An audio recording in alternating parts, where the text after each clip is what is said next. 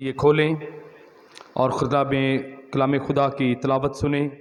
تلاوت کے لیے میں دعوت دوں گا پادری اعظم جان صاحب کو، وہ رہنمائی کریں۔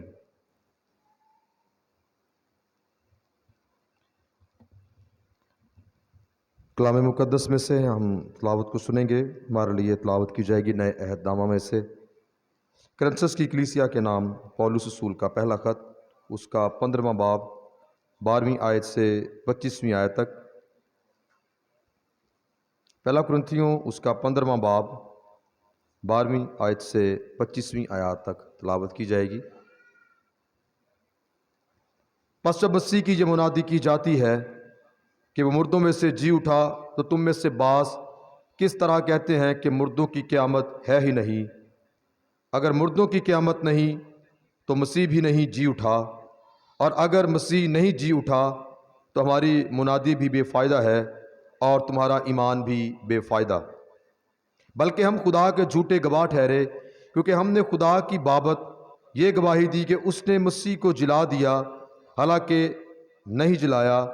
اگر بالفرض مردے نہیں جی اٹھتے، اور اگر مردے نہیں جی اٹھتے تو مسیح بھی نہیں جی اٹھا، اور اگر مسیح نہیں جی اٹھا تو تمہارا ایمان بے فائدہ ہے۔ تم اب تک اپنے گناہوں میں گرفتار ہو، بلکہ جو مسیح میں سو گئے ہیں وہ بھی ہلاک ہوئے۔ اور ہم صرف اسی زندگی میں مسیح میں امید رکھتے ہیں، تو سب آدمیوں سے زیادہ بد نصیب ہیں۔ لیکن فی الواقع مسیح مردوں میں سے جی اٹھا ہے، اور جو سو گئے ہیں ان میں پہلا پھل ہوا، کیونکہ جب آدمی کے سبب سے موت آئی تو آدمی ہی کے سبب سے مردوں کی قیامت بھی آئی۔ اور جیسے آدم نے سب مرتے ہیں، ویسے ہی مسیح میں سب زندہ کیے جائیں گے۔ لیکن ہر ایک اپنی اپنی باری سے پہلا پھل مسیح، پھر مسیح کے آنے پر اس کے لوگ، اس کے بعد آخرت ہوگی۔ اس وقت وہ ساری حکومت اور سارا اختیار اور قدرت نیز کر کے بادشاہی کو خدا یعنی باپ کے حوالے کر دے گا، کیونکہ جب تک وہ سب دشمنوں کو اپنے پاؤں تلے نہ لے آئے اس کو بادشاہی کرنا ضرور ہے۔ کلام خدا کا پڑھا سنا جانا ہم سب کے لیے باعث برکت ہو، آمین۔ کلام خدا کی خدمت کے لیے دعوت دوں گا بشپ صاحب کو، وہ خداوند کی آواز ہم سب تک پہنچائیں گے۔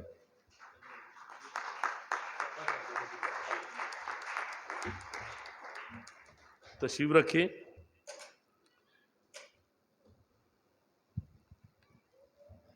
خداوند یسوع مسیح کے نام میں آپ تمام عزیزوں کی سلامتی ہو، میری طرف سے اور میری فیملی کی جانب سے، پادری صاحبان، الڈر صاحبان کی جانب سے آپ سب کو عید قیامت المسیح کی بہت بہت مبارک ہو۔ آج کا دن ہم سب کے لیے بڑی خوشی کا دن ہے، اور جو عزیز صبح سن رائز سروس میں بھی شامل تھے اور دوبارہ پھر اس عبادت میں شامل ہیں، میں خداوند کے لیے، خداوند کے سامنے ان کے لیے خداوند کا شکر گزار ہوں، اور میری خداوند سے دعا ہے کہ خداوند آپ کو اسی طرح اپنی محبت میں آگے بڑھنے کی توفیق عطا فرمائے۔ میرے عزیزوں، خداوند اپنے کلام میں فرماتا ہے کہ اگر تم میری طرف رجوع ہوگے تو میں تمہاری طرف رجوع ہوں گا۔ بہت دفعہ جب ہم کسی مشکل یا کسی پریشانی میں ہوتے ہیں تو ہماری یہ خواہش ہوتی ہے کہ خداوند خدا پورے کا پورا دھیان ہماری طرف کر دے۔ کتنے یہ چاہتے ہیں جب ہم کسی مشکل یا بیماری میں ہوں، کسی پریشانی میں ہوں، تو ہم چاہتے ہیں کہ خداوند پورا دھیان ہماری طرف کر دے۔ لیکن ہوتا یہ ہے کہ جب ہم اپنی بہترین حالت میں ہوتے ہیں تو ہم خدا کی طرف کتنا دھیان رکھتے ہیں، ہماری زندگی میں خداوند خدا کا کیا مقام ہوتا ہے۔ جیسے ہم خداوند کی طرف بڑھتے ہیں، خداوند بھی ہماری طرف بڑھتا ہے۔ آج کا جو حوالہ ہمارے سامنے پڑھا گیا ہے، پہلا کرنتھیوں اس کا 15واں باب، اس کی 12ویں آیت سے لے کر 25ویں آیت تک، یہ کلام مقدس کا ایک ایسا خوبصورت حصہ ہے جو خداوند یسوع مسیح کے مردوں میں سے جی اٹھنے، موت پر فتح، قبر پر فتح اور ابدالآباد زندہ رہنے پر ہمیں سکھاتا ہے اور بتاتا ہے۔ یاد رکھیں کہ اس وقت اس دنیا میں جو سب سے بابرکت اور سب سے قدرت والی منادی ہے وہ خداوند یسوع مسیح کی قیامت کی منادی ہے۔ ہاللویہ۔ خداوند یسوع مسیح کا جی اٹھنا یہ ایسا بڑا واقعہ ہے جس نے دنیا کو، تاریخ کو اور فطرت کو بدل کے رکھ دیا۔ اس کے بعد انسان، بنی نوع انسان اور انسانی تاریخ وہ یہ بات سوچنے پر مجبور ہو گئے اور اس بات پر ایمان لے آئے کہ موت حتمی فیصلہ نہیں ہے، ورنہ اس دنیا میں موت ہی حتمی فیصلہ ہوتا ہے کہ اگر کسی کو سزائے موت دے دی یا کوئی مر گیا، کسی کو جلا دیا گیا، کسی کا سر قلم کر دیا گیا یا کوئی مر گیا تو پھر اس کے بعد اس کی کہانی ختم ہے۔ خداوند یسوع مسیح کے جی اٹھنے اور جو دوسرے مردے زندہ ہوئے ان میں فرق کیا ہے، ہمیں یہ جاننا ضروری ہے۔ بہت دفعہ غیر اقوام جب خداوند یسوع مسیح کے جی اٹھنے کی بات ہوتی ہے تو کہتے ہیں یہ ٹھیک ہے، بہت بڑا اگر معجزہ ہے بھی، اگر وہ بالفرض مان بھی لے تو کہتے ہیں کہ اور بھی دوسرے لوگ زندہ ہوئے۔ وہ بہت سے معجزات کا ذکر کرتے ہیں جو لوگ زندہ کیے گئے، اور جیسا ہم صبح کی عبادت میں سن رہے تھے کہ زندہ کیے جانے میں اور زندہ ہو جانے میں بڑا فرق ہے۔ خداوند یسوع مسیح کو کسی انسان نے زندہ نہیں کیا تھا، بلکہ وہ خود موت اور قبر پر فتح پا کر زندہ ہوئے۔ لیکن ایک اور بڑی وجہ جو ہم، ایک اور بڑا سبب خداوند یسوع مسیح کی فضیلت کا دیکھتے ہیں وہ یہ ہے کہ اگر لازر زندہ ہوا، اگر نائن کی بیوہ کا بیٹا زندہ ہوا، اگر طبیطہ زندہ ہوئی، اس کو زندہ کیا گیا، تو وہ زندہ ہونے کے بعد پھر مر گئے۔ بہت سے لوگ زندہ کیے گئے۔ ایلیا نے بھی ایک لڑکے کو زندہ کیا۔ بہت سے معجزات ہوئے۔ خداوند یسوع مسیح نے اپنی خدمت میں، اپنی زمینی زندگی میں یہ کہہ دیا تھا کہ تم یہ کام بھی کرو گے اور ان سے بھی بڑے کام کرو گے۔ اور پھر تاریخ نے وہ دن دیکھے، زمانے نے وہ دن دیکھے، زمانے نے وہ کام دیکھے جو خداوند یسوع مسیح کے شاگردوں نے کیے۔ بہت سے لوگ کئی دفعہ وہ ایک لفظ کا ہیر پھیر کھا جاتے یا کر جاتے ہیں کہ یسوع مسیح نے کہا تم یہ کام بھی کرو گے اور مجھ سے بھی بڑے کام۔ اس نے مجھ سے نہیں کہا۔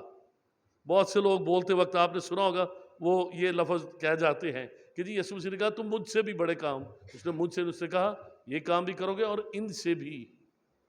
خداوند یسوع مسیح سے بڑا کام اور کوئی نہیں کر سکتا۔ جو کام خداوند یسوع مسیح نے کیا اس کام سے بڑا کام اور کوئی نہیں کر سکتا۔ وہ پوری دنیا کا نجات دہندہ ہے۔ اس ایک کفارہ کے وسیلہ سے پوری دنیا نجات پاتی ہے۔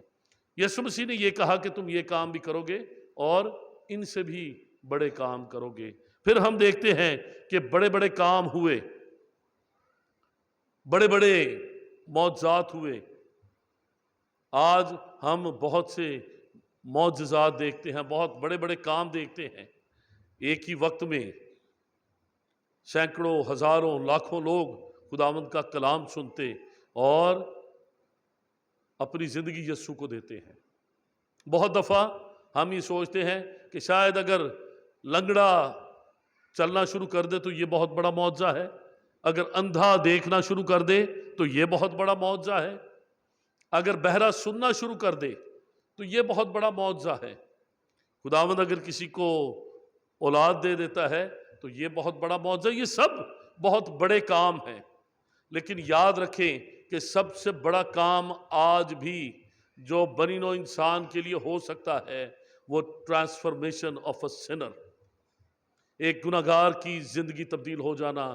جب ایک شخص گناہگار انسان سے خدا کا فرزند بن جاتا ہے، یسوع مسیح کو قبول کرنے کے وسیلہ سے وہ ہمیشہ کی زندگی پا لیتا اور آسمان کی بادشاہی کا شہری بن جاتا ہے۔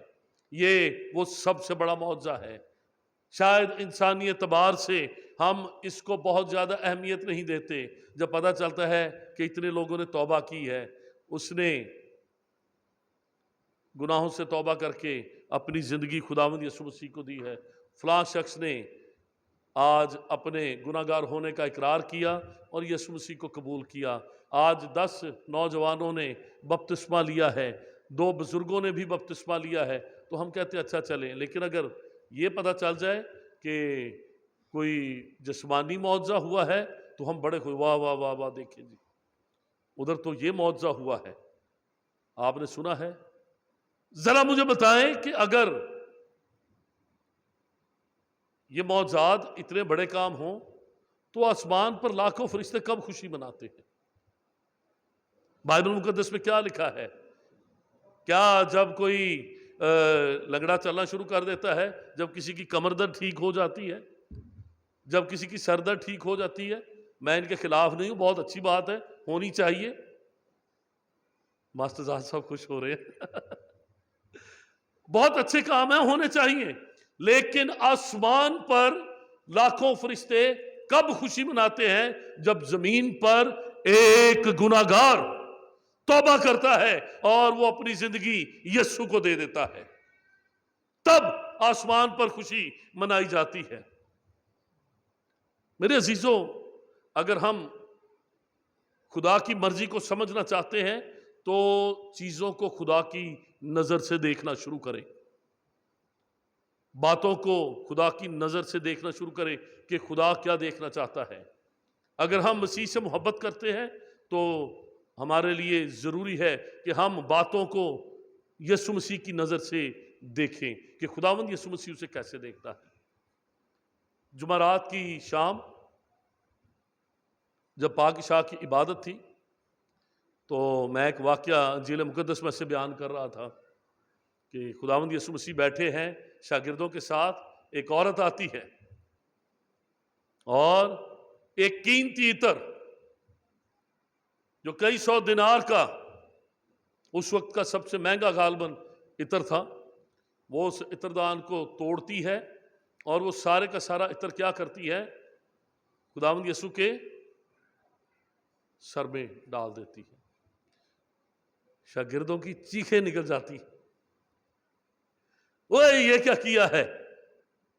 ایک دم آج اگر مسیح یسوع کے ساتھ محبت کرتے وقت مسیح یسوع کی محبت میں کوئی کسی کے قدر پیسہ خرچ، تو بہت سے لوگ آج بھی اتنے میں تو یہ ہو سکتا تھا، اتنے میں تو یہ بن سکتا تھا، اتنے میں مجھے پتا ہے جب آؤٹ ریچ کے لیے کام کیا جاتا ہے بہت بڑی تنقید ہے، بہت بڑی ڈیبیٹ ہے، مجھ پر بھی ہوتی ہے، دوسرے خادمین پر بھی ہوتی ہے کہ جی اتنا پیسہ کنونشنوں پہ لگا دیتے ہیں، اس سے تو اتنے غریب بچوں کو کھانا کھلایا جا سکتا تھا، اتنے لوگوں کو راشن دیا جا سکتا تھا، کسی بیٹی کی شادی ہو سکتی تھی، کسی غریب کا قرضہ اتر سکتا تھا، اس کا مکان بن سکتا تھا۔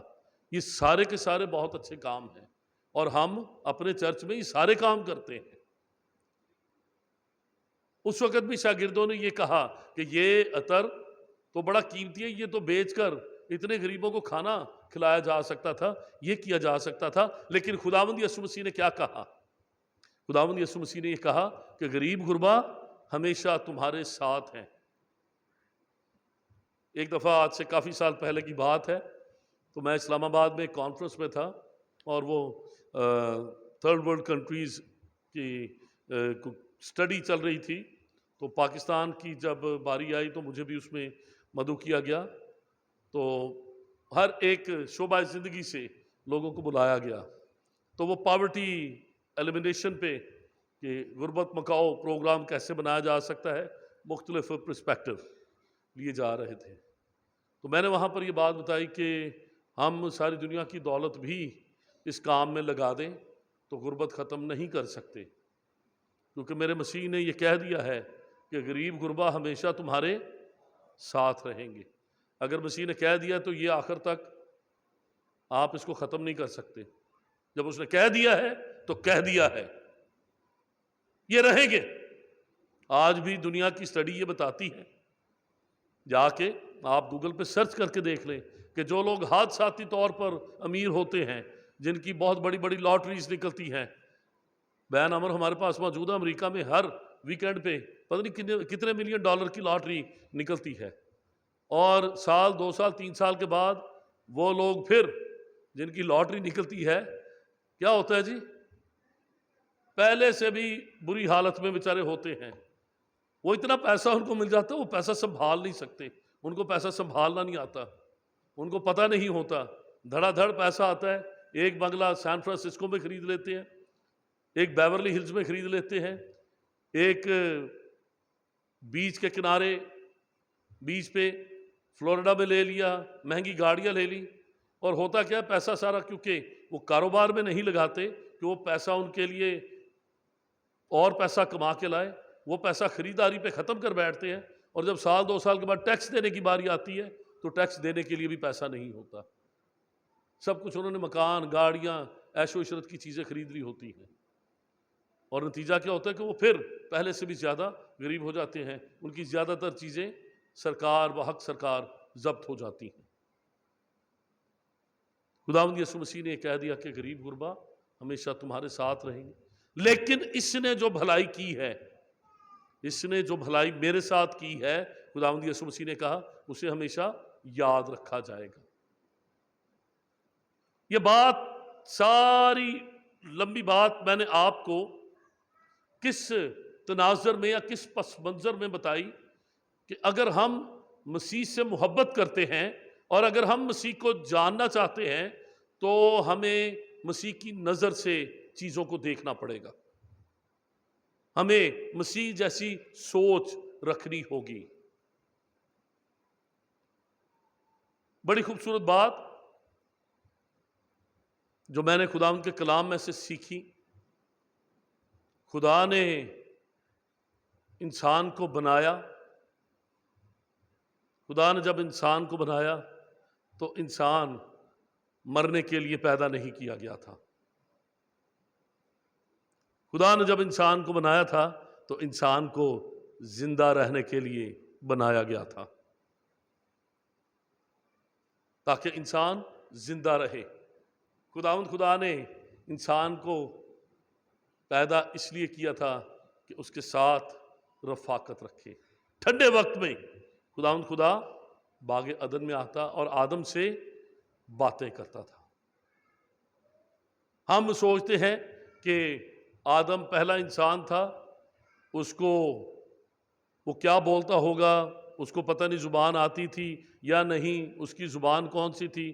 بہت سے لوگ ایک دن مجھے بتا رہے تھے کہ جی آدم، وہ جیسے ہم ٹارزن کو دیکھتے ہیں، ٹارزن کی فلم کس نے دیکھی؟ بچپن میں ہم بڑی دیکھا کرتے تھے، وہ جانوروں کی آوازیں نکال کر ان کے ساتھ بولتا تھا۔ ویری گڈ، چھوٹے بچوں نے ہاتھ کھڑا کیا، بہت اچھا، میں بھی آپ کی عمر میں دیکھتا تھا۔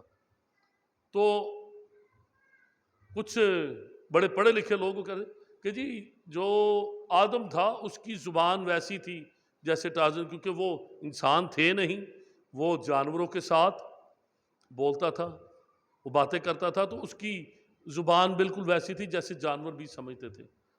میں نے کہا کہ کاش اگر آپ نے بائبل پڑھی ہوتی تو آپ کو پتہ ہوتا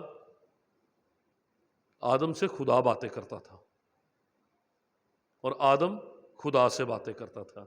آپ کا کیا خیال ہے، وہ طوطوں کی طرح ٹینٹا کرتا ہوگا یا گدوں کی طرح ہنہناتا ہوگا؟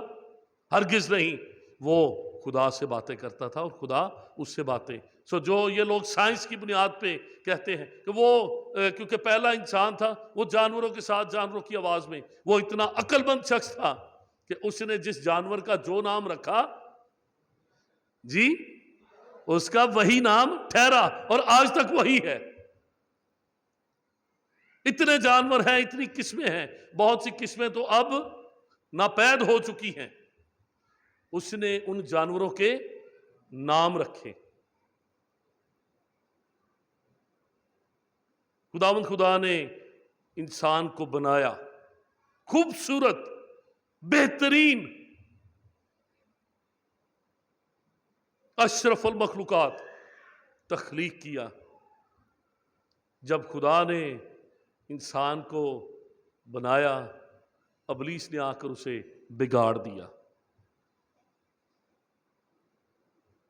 انگریزی میں اس کو یوں کہتے ہیں گاڈ میڈ ہم، خدا نے اسے بنایا، ابلیس نے بگاڑ دیا۔ لیکن مسیح یسوع نے آ کر انسان کو پھر دوبارہ بحال کیا، اس نے اسے ازسر نو پھر دوبارہ اس بگاڑ سے نکال کر پھر دوبارہ اس رفاقت میں لے کے آیا، جیسے ہم مبارک جمعہ کے دن سن رہے تھے کہ اس نے خدا اور انسان کا میل ملاپ کروا دیا۔ میرے عزیزوں، خداوند یسوع مسیح پیدا ہی مرنے کے لیے ہوا تھا۔ خداوند یسوع مسیح کی موت، جس کے متعلق ہم یہ حوالہ پڑھتے ہیں، خداوند کا بندہ پولس کرنتھس کی کلیسیا کو لکھتا ہے کہ اگر مسیح نہیں جی اٹھا تو ہماری منادی بھی بے فائدہ ہے اور تمہارا ایمان بھی بے فائدہ ہے۔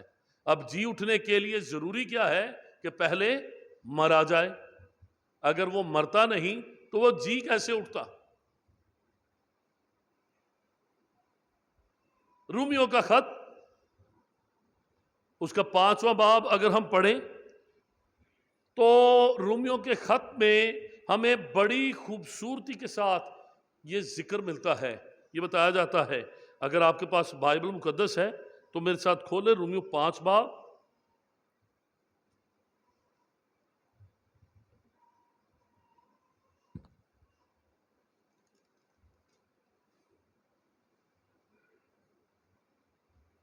اس میں 5ویں باب کی جب ہم 6 آیت دیکھتے ہیں، 12ویں آیت، 5ویں باب کی 12ویں آیت جب ہم دیکھتے ہیں تو اس میں مسیح یسوع کا آدم کے ساتھ ایک بڑا خوبصورت موازنہ کیا گیا ہے۔ پہلا آدم ہے اور دوسرا آدم ہے۔ ایک پہلا انسان تھا جس کو خدا نے بنایا، اور پھر اس آدم کو جس کو اس نے مٹی سے تخلیق کیا، اس کے ہزاروں سال بعد پھر خداوند خدا نے ایک اور آدم بنایا جو ویسے پیدا نہیں ہوا جیسے دنیا کے سارے انسان پیدا ہوتے ہیں۔ پھر خداوند خدا نے ایک انسان بنایا جس کے لیے فرشتہ نے کیا کہا کہ روح القدس تجھ پر نازل ہوگا، خدا تعالیٰ کی قدرت تجھ پر سایہ ڈالے گی، اس سبب سے وہ مولود مقدس خدا کا بیٹا کہلائے گا۔ اتنے ہزار سال گزرنے کے بعد ایک پہلے آدم بنا ہے اور اس کے بعد پھر ایک دوسرا آدم بنتا ہے۔ اور 5ویں باب کی 11ویں آیت سے 12ویں آیت سے ہم ایک پیرلل موازنہ، ہم ایک ان کی سٹڈی دیکھتے ہیں کہ پولس رسول کس طرح سے رومیوں کے خط میں بتاتا ہے، لکھا ہے بس اس طرح ایک آدمی کے سبب سے گناہ دنیا میں آیا اور گناہ کے سبب سے موت آئی، اور یوں موت سب آدمیوں میں پھیل گئی، اس لیے کہ سب نے گناہ کیا، کیونکہ شریعت کے دیے جانے تک دنیا میں گناہ تو تھا، مگر جہاں شریعت نہیں وہاں گناہ محسوب نہیں ہوتا۔ تو بھی آدم سے لے کر موسیٰ تک موت نے ان پر بادشاہی کی، جنہوں نے اس آدم کی نافرمانی کی جو آنے والے کا مثیل تھا، گناہ نہ کیا۔ لیکن گناہ کا جو حال ہے وہ فضل کی نعمت کا نہیں، کیونکہ یہ بات بہت غور سے سنیے گا، یہ آیت 15ویں آیت، کیونکہ جب ایک شخص کے گناہ سے بہت سے آدمی مر گئے تو خدا کا فضل اور اس کی جو بخشش ایک ہی آدمی یعنی یسوع مسیح کے فضل سے پیدا ہوئی، بہت سے آدمیوں پر ضرور ہی افراد سے نازل ہوگی۔ اور 16ویں آیت میں لکھا ہے اور جیسا ایک شخص کے گناہ کرنے کا انجام ہوا، بخشش کا ویسا حال نہیں، کیونکہ ایک ہی کے سبب سے وہ فیصلہ ہوا جس کا نتیجہ سزا کا حکم تھا، مگر بتیرے گناہوں سے ایسی نعمت پیدا ہوئی جس کا نتیجہ یہ ہوا کہ لوگ راست باز ٹھہرے۔ اور 17ویں آیت میں آگے لکھا ہے کیونکہ جب ایک شخص کے گناہ کے سبب سے موت نے اس کے ذریعہ سے بادشاہی کی، تو جو لوگ فضل اور راست بازی کی بخشش افراد سے حاصل کرتے ہیں وہ ایک شخص یعنی یسوع مسیح کے وسیلہ سے ہمیشہ کی زندگی میں ضرور بادشاہی کریں گے۔ جیسے آدم کے گناہ کے باعث موت دنیا میں پھیل گئی، ہم کئی دفعہ کہتے ہیں، بہت سے لوگ یہ سوال کرتے ہیں کہ کیسے ایک شخص صلیب پر جان دیتا ہے، وہ خون تو سارے اس کے وسیلہ سے، بھائی گناہ بھی تو ایک نے کیا تھا، پھل بھی تو ایک نے کھایا تھا، پھر کیسے موت سب میں پھیل گئی؟ اگر ایک کے کام کے وسیلہ سے آج تک انسان، خدا نے آدم سے کیا کہا تھا کہ تو باغ کے سارے پھل کھانا، لیکن یہ باغ کے بیچ میں جو نیک و بد کی پہچان کا درخت ہے اس کا پھل تو نے نہیں کھانا، کیونکہ جس روز تو نے یہ پھل کھایا تو مرا۔ بڑی خوبصورت بات ہم اس کے بعد بھی دیکھتے ہیں، جب حوا نے اور آدم نے وہ پھل کھا لیا اور خدا نے ان کو باغ عدن سے نکال دیا، تو اس کے بعد پھر بڑا خوبصورت ایک مکالمہ ہے۔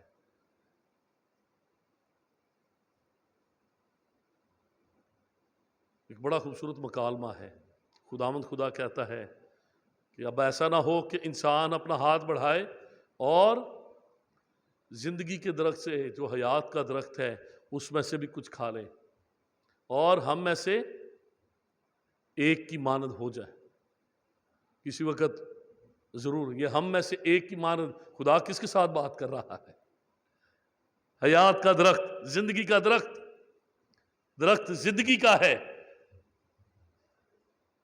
جس کو کھانے سے موت ختم۔ یہ خداوند خدا کس سے کہہ رہا ہے کہ ہم میں سے ایک کی مانند؟ کون خدا کی مانند ہے جس سے خدا کہہ رہا ہے کہ وہ ہم میں سے ایک کی مانند نہ ہو جائے؟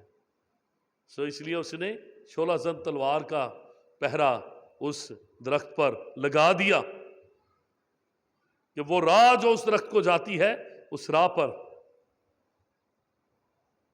کون سی راہ؟ خداوند یسوع مسیح کہتا ہے میں ہی راہ ہوں۔ یہ وہ راہ ہے، یہ کوئی پنڈی کا، لاہور کا، کوئٹہ کا رستہ نہیں جس کی یسوع بات کرتا ہے۔ یہ وہ راہ ہے جس پر شعلہ زن تلوار کا پہرا تھا، زندگی کی راہ۔ خداوند یسوع مسیح نے کہا کہ راہ، حق اور زندگی میں ہوں، بائبل مقدس میں پڑھتے ہیں، لیکن میں ہمیشہ یہ بات بتاتا ہوں۔ چند دن پہلے ہمارا نوجوان بیٹا وائز، وہ بھی صلیبی کلمات کو بیان کرتے ہوئے اس نے بات، مجھے بہت اچھا، بہت خوبصورت لگتا ہے کنگ جیمز ورژن میں، جو انگریزی ترجمہ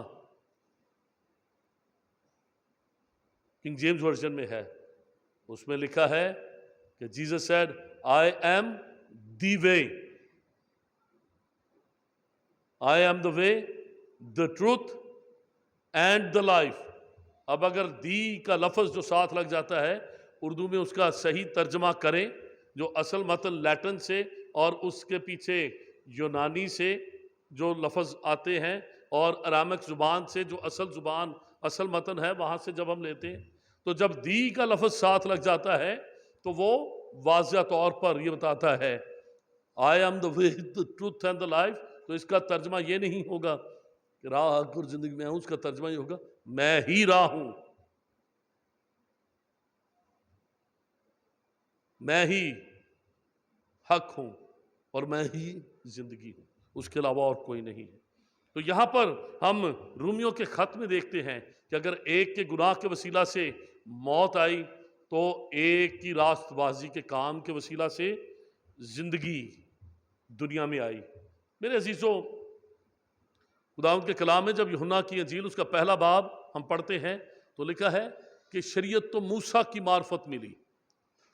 بڑا خوبصورت آغاز ہے یوحنا کی انجیل اس کا پہلا باب، اس کی پہلی آیت سے، ابتدا میں کلام تھا، کلام خدا کے ساتھ تھا اور کلام ہی خدا تھا، یہی ابتدا میں خدا کے ساتھ تھا، ساری چیزیں اس کے وسیلہ سے پیدا ہوئیں اور کوئی بھی چیز اس کے بغیر پیدا، اس کے وسیلہ کے بغیر پیدا نہیں ہوئی۔ اور پھر آگے لکھا ہے کہ کلام مجسم ہوا اور فضل اور سچائی سے معمور ہو کر ہمارے درمیان رہا، ہم نے اس کا ایسا جلال دیکھا جیسا باپ کے اکلوتے کا جلال۔ اور پھر بڑی خوبصورت بات لکھی ہے کہ کیونکہ شریعت تو موسیٰ کی معرفت ملی، لیکن فضل اور سچائی مسیح کی معرفت ملی. یہ فضل اور سچائی مسیح کے علاوہ اور کسی کے پاس نہیں تھی. فضل، گریس. بعض اوقات جب ہم پیغامات سنتے ہیں، بہت سی باتیں آج کل شاید دور ایسا چل رہا ہے، لوگ پسند کرتے ہیں کہ ذرا سخت قسم کا پیغام دیا جائے اور اس کی داد بھی ملتی ہے. بڑی اچھی بات ہے، بالکل. جو ملامتی کلام ہے وہ بھی ہونا چاہیے، لیکن خداوند یسوع مسیح وہ خدا کا فضل بن کر ہمارے درمیان آیا. شریعت تو موسیٰ کی معرفت مل گئی تھی. اب شریعت اور فضل میں فرق کیا ہے؟ شریعت ہمیں گناہ کی پہچان دیتی ہے، ہمیں گناہ کے متعلق بتاتی ہے، لیکن وہ ہمیں گناہ سے نجات نہیں دیتی. شریعت گناہ سے چھٹکارا نہیں دیتی، گناہ سے چھٹکارا فضل دیتا ہے. اسی لیے ہم دیکھتے ہیں کہ قوم بنی اسرائیل ہر سال قربانی دیتے تھے. کوئی بھی قربانی ابدی قربانی نہیں تھی. اگر وہ قربانی ابدی ہوتی تو پھر خداوند کے کلام میں لکھا ہوا ہے کہ سال بسال بیلوں اور بچڑوں کا اور بکروں کا خون بہانے کی کیا ضرورت تھی؟ ذبح کیا جاتا، قربانی دی جاتی. اگلے سال پھر جب فسح کا وقت آتا یا جب قربانی کا وقت آتا تو پتہ چلتا جو پچھلے سال قربانی دی تھی یا تھوڑی دیر پہلے قربانی دی تھی وہ تو ختم ہو گئی. اب آگے کیا کرنا ہے؟ پھر قربانی دے. ہاں، لیکن ایک قربانی ایسی تھی جو صلیب پر دی گئی، اور جب وہ قربانی دی گئی تو اس قربان ہونے والے برہ نے، جو خدا کا برہ تھا، جو سارے جہان کے لیے دیا گیا، اس نے بڑی آواز سے فتح کا نعرہ لگایا اور کہا کہ پورا ہوا، تمام ہوا، اٹ از فنشڈ. اور اگر اس کا ہم جو ترجمہ ہے اس کو پڑھیں اور اس کو الیبوریٹ کریں تو اس کا ایک ترجمہ یہ بھی نکلتا ہے پیڈ ان فل، پوری ادائیگی کر دی گئی. کوئی بقیہ رقم، کوئی بقیہ ادھار، کوئی پیچھے بقایا نہیں ہے، سب کچھ ادا کر دیا گیا ہے. ایسا کفارہ جس کے پیچھے اور کچھ نہیں بچتا. اسی لیے مسیحی لوگوں کو اس ایک پاک اور بے عیب اور مکمل قربانی کے بعد کسی اور قربانی کی ضرورت نہیں ہے. میرے عزیزوں، جب ہم اس حوالہ کو دیکھتے ہیں، اس 15ویں باب کو، پہلا کرنتھیوں اس کا 15واں باب، تو ہمیں خداوند کا کلام یہ بات بتاتا ہے کہ جب تک یہ منادی کی جاتی ہے کہ مسیح مردوں میں سے جی اٹھا ہے تو تم میں سے بعض کس طرح کہتے ہیں کہ مردوں میں قیامت ہی نہیں ہے. بہت سے لوگ آج بھی یہ سوچتے ہیں. ہم شاید زبان سے نہیں کہتے، ہم زبان سے نہیں کہتے کہ مردوں کی قیامت نہیں ہے، لیکن ہمارے کام یہی کہتے ہیں کہ ہمارا یقین ایسا ہی ہے کہ مردوں کی قیامت نہیں ہے. جب ہم اعلانیہ اپنے مسیح کا انکار کرتے ہیں، آج میرے نوجوان بچے، بیٹے اور بیٹیوں، تم ابلیس کے نشانے پر ہو. میں بہت دفعہ یہ بات کہتا ہوں. بائبل مقدس میں لکھا ہے زانیہ قیمتی جان کا شکار کرتی ہیں. ان کو پتہ ہوتا ہے کون سی جان قیمتی ہے. ابھی جب یہاں پر ہم پیغام سے پہلے دعا کر رہے تھے تو ماسٹر صاحب دعا میں یہ بات کر رہے تھے، اور واقعہ ہی اس بات کی قدر و قیمت کو سمجھیں کہ مسیحی گھرانہ میں پیدا ہونا یہ اتنی بڑی بخشش ہے. آپ اندازہ کریں وہ لوگ جو مسیحی گھر میں پیدا نہیں ہوتے، کسی اور مذہب کے گھرانہ میں پیدا ہوتے ہیں، جب وہ سچائی جان لیتے ہیں، سچائی پا لیتے ہیں، تو اس کے باوجود جب وہ مسیح پر ایمان اعلانیہ طور پر نہیں لا سکتے، ان کے اپنے گھر والے اس کے دشمن ہو جاتے ہیں. کس قدر مشکل ان لوگوں کو پیش آتی ہے. میں نوجوانوں سے یہ کہنا چاہتا ہوں، اپنی اپنے اس فضل کو جو خدا نے آپ پر کیا ہے، اپنے اس استحقاق کو پہچانیں کہ خدا نے آپ کو ایک ایماندار گھر میں پیدا کر کے آپ کے لیے ایک ایسا دروازہ کھول دیا ہے جس کے لیے آپ خدا کا جتنا شکر ادا کریں وہ کم ہے. یہاں پر لکھا ہے کہ اگر مسیح مردوں میں سے جی نہیں اٹھا تو ہم میں سے بعض کس طرح کہتے ہیں کہ مردوں کی قیامت ہی نہیں ہے. جیسا میں کہہ رہا تھا کہ ہم بعض اوقات یہ بات زبان سے نہیں کہتے، لیکن ہمارے کام ایسا ہی ہیں۔ کاموں سے مراد ہم اس طرح کے کام کرتے ہیں کہ گویا کبھی ہم نے خدا کے سامنے پیش ہی نہیں ہونا۔ بعض مر گئے تو مر گئے، ختم ہو گیا سب کچھ، ایسا نہیں ہے۔ واعظ کی کتاب میں کیا لکھا ہے؟ آئے جوان اپنی جوانی کے ایام میں اپنا جی بہلا، اپنی آنکھوں کی منظوری میں چل، لیکن یاد رکھ کہ ان سب باتوں کے لیے خداوند تجھے عدالت میں لائے گا۔ جو کچھ کرنا چاہتے کرے، اختیار آپ کا ہے، لیکن جو اس کے نتیجے میں ہوگا اس پر آپ کا کچھ اختیار نہیں ہے۔ اس لیے آج خداوند یسوع مسیح کی جی اٹھنے کی عید کے موقع پر اس بات کا خیال رکھیں کہ ہم میں سے ہر ایک نے دوبارہ زندہ ہونا ہے۔ دانیل نبی کی کتاب میں لکھا ہے کہ جن کی کوشش سے بتیرے صادق ہوئے وہ عبدالآباد ستاروں کی مانند چمکیں گے، اور قیامت کے دن کے لیے لکھا ہے کہ اس روز بہت سے جو سوئے ہیں وہ جی اٹھیں گے، بعض حیات ابدی کے لیے، حیات ابدی کے لیے یعنی ہمیشہ کی زندگی کے لیے۔ ہم یہ سوچتے ہیں کہ شاید ہمیشہ کی زندگی صرف یہی ہے کہ ہم مسیح یسوع کے ساتھ آسمان کی بادشاہی میں داخل ہوں گے۔ بعض حیات ابدی کے لیے، اور بعض ان کے لیے کیا لکھا ہے، کس کے لیے؟ ذلت اور رسوائی ابدی کے لیے۔ اگر ہم آج مسیح کے ساتھ اپنا تعلق ٹھیک نہیں کریں گے تو جی اٹھیں گے تو ہم بھی، لیکن ہم حیات ابدی کے لیے نہیں بلکہ ابدی ذلت کے لیے اور ابدی رسوائی کے لیے زندہ کیے جائیں گے۔ آج خداوند یسوع مسیح کے جی اٹھنے کے باعث ہمارے پاس ایک ایسی امید ہے، یسوع مسیح کے جی اٹھنے کے وسیلہ سے ہمارے پاس ایسا ایمان ہے جو دنیا میں اور کسی کے پاس نہیں۔ دنیا میں کسی اور ایمان کا بانی، کسی اور ایمان کا دینے والا وہ زندہ نہیں ہے، لیکن ہمارا نجات دہندہ خداوند یسوع مسیح وہ کیا کہتا ہے؟ میں زندہ ہوں اور عبدالآباد یعنی ابد تک زندہ رہوں گا۔ مسیح مرنے کا نہیں، اب وہ مرے گا نہیں، اور اسی لیے اس نے انجیل مقدس میں کہا کہ کیونکہ میں جیتا ہوں تم بھی جیتے رہو گے۔ اس کے جی اٹھنے کے باعث ہم بھی پھر دوبارہ جی اٹھنے کی امید رکھتے ہیں۔ خداوند خدا آج کے اس پیغام اور کلام کے وسیلہ سے ہم سب کو بڑی برکت بخشے۔ آئیے ہم سب اپنے سر کو جھکائیں اور دعا کریں۔ ہر ایک آنکھ بند ہو، ہر ایک سر جھک جائے۔